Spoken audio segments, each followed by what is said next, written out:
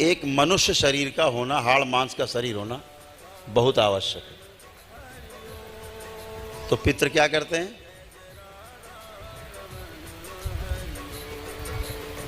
अपने जो भोग हैं वो आपके शरीर पर काटा काटा करते हैं, अपनी तकलीफ आपके शरीर पर काटते हैं और उनकी तकलीफ धीरे धीरे आपकी तकलीफ बन जाती है और आपका शरीर भोगता रहता है। तो आपको जान के यह आश्चर्य होगा कि आपके अपने जो स्वयं के कर्म भोग हैं वो तो कटने का नंबर ही नहीं आता। पितृ ही अपने कष्ट भोगते रहते हैं, अपने कर्म भोगते रहते हैं और अपने कर्म भोग काटते रहते हैं। कर्म भोग का किस्सा बहुत सीधा सीधा है। जो किया है उसे भोगना होगा, बचने का उपाय नहीं, कोई उपाय नहीं। कर्म भोग अपने से ही काटे कटते हैं। चाहे कष्ट झेल के आप काटें और चाहे अपने तप के बल पर, तप और तपस्या से काटें उसको, अपने ध्यान साधना के बल पर काटें अपने कर्म भोग। दीक्षा लेकर के फिर वो भी क्यों होता है कि आप स्वयं अपने कर्म भोग काटते हैं तप के बल पर। बहुत से लोग कहते हैं, आपने सुना होगा, बहुत रोचक बात है, आपका एक प्रश्न रहता है हमेशा, अक्सर आपने सुना होगा लोग कहते हुए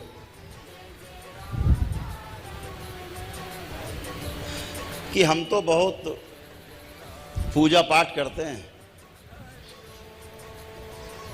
लेकिन जितना पूजा पाठ करते हैं उतना ज़्यादा कष्ट में रहते हैं। ये सुना होगा अक्सर आपने, अक्सर कहते मिल जाएंगे लोग, लेकिन उसका विज्ञान नहीं पता, इससे दुख होता है उनको, बल्कि उन्हें खुशी मनानी चाहिए। जब कोई ज्योतिषी आपको बता देता है कि अभी आपका 2 साल ऐसा पीड़ा में रहेगा, गड़बड़ रहेगा आपको, तो वो 2 साल आप बड़े आराम से काट लेते हो, क्योंकि आपको एक आशा रहती है कि 2 वर्ष के बाद हमारा अच्छा समय ज़रूर आएगा। इस उम्मीद में जो 2 साल का समय है आपको उतनी पीड़ा नहीं देता।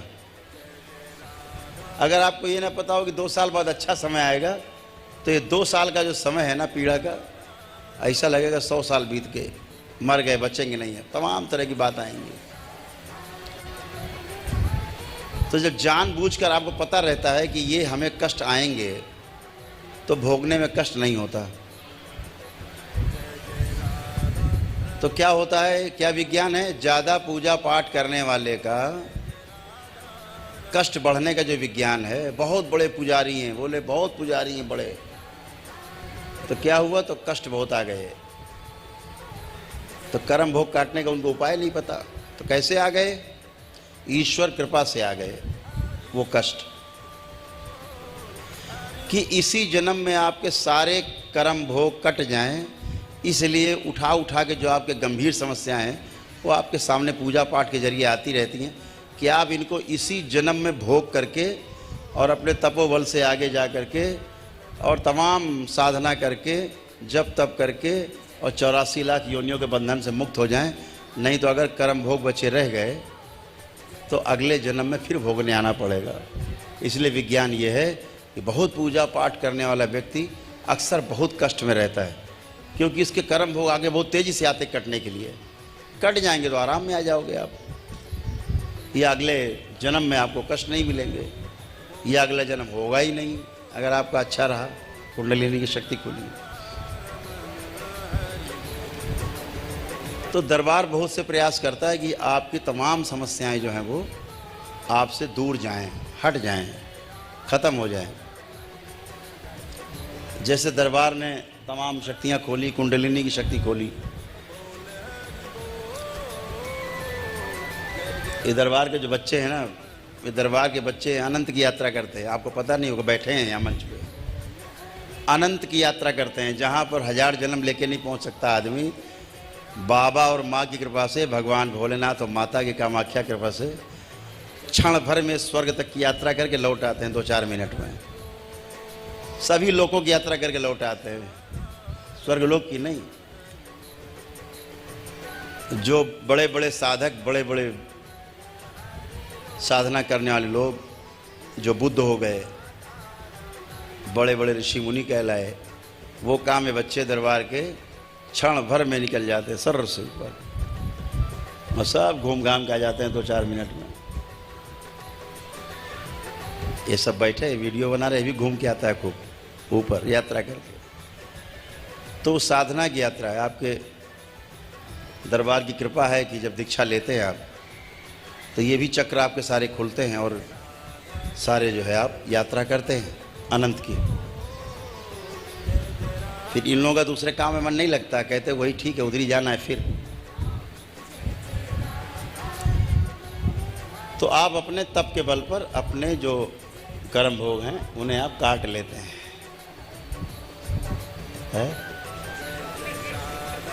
कह रहे जाते फंस भी जाते, वहाँ ऊपर फंस भी जाते, जब बिना अनुमति जाते हैं तो फंस भी जाते। अनंत की यात्रा है, बहुत अद्भुत। तो कर्म भोग कटते हैं अपने ही द्वारा। दरबार तमाम तरह से उपाय करके, कितना कितना बताया जाए आपको। ये विषय झाड़ फूक का नहीं है, ये विषय जो है ये विज्ञान है पूरा, एक कंप्लीट सूक्ष्म जगत का विज्ञान है। इस मर्त्य लोक का जो सूक्ष्म जगत है उसका विज्ञान है। तो पितृ मुक्ति पाते हैं तो आपको भी तमाम समस्याओं से राहत मिलती है। उनके रोग जाते हैं, वो जाते हैं, उनके रोग जाते हैं साथ में। पितृ क्या करते हैं, आपके सूक्ष्म शरीर से अंग बदल लेते हैं। मान लो लीवर उनका गड़बड़ है, उन्होंने क्या किया, उनको कष्ट है, उन्होंने क्या किया, अपना सड़ा गला लीवर आप में और आपका अच्छा वाला लीवर अपने में फिट कर लिया। ये सूक्ष्म शरीर में होती घटना, आपको इसका पता भी नहीं चलता, बस आपको कष्ट रहने लगता है। बहुत से जब पितृमुक्त हो जाते हैं, हम देखते हैं बहुत से लोगों के, जो लोग दरबार से जुड़े, हजारों लोगों के अंग बदले रहते हैं। तो दरबार फिर उनके अंग बदलता है, नए अंग लगाते हैं, पुराने हटाते हैं, सड़े गले हटाते हैं। आवश्यकता पड़ती तो आपका सूक्ष्म शरीर बदल दिया जाता है, ताकि आप पीड़ा से रहित हो जाए, पीड़ा से ख़त्म हो जाए पीड़ा आपकी।